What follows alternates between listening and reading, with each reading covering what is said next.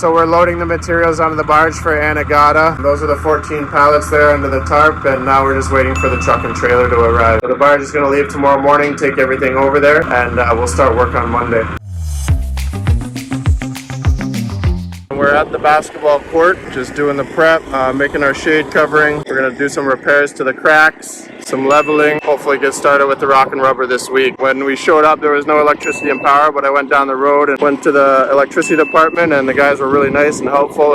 I never thanked you. And in about 15 minutes they came and showed up, and now they're hooking up the power for us. So that's really convenient, so we don't have to use a generator. Water and sewage should be here this afternoon and hook up the street water for us so we can pressure wash and clean the concrete. So the basketball court in Anegada is actually in really good condition.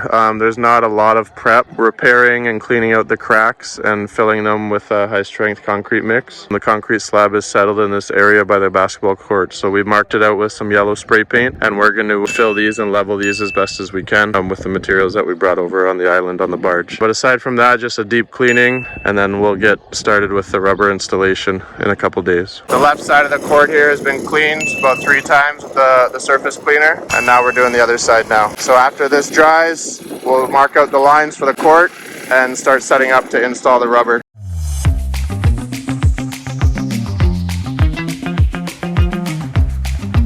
So we showed up today to start the installation of the rubber. We finished all the prep yesterday, and then lo and behold, the cows paid a visit to our fence, ripped down the fence, and ate all the cardboard packaging from the backboard and rims for the basketball nets. I never knew cows ate cardboard, but pose a problem. So it rained this morning quite a bit in Anegada. The good thing about this surface is that it's semi-permeable, so the water will penetrate through the rubber. It dries really fast as well. It doesn't typically pool, and it's still a good non-slip surface even when it's a little bit wet. But you can see over here there's some water on the concrete, nothing on the rubber. So we're going to install the backboards and rims today and paint the lines on the court, and then start the cleanup.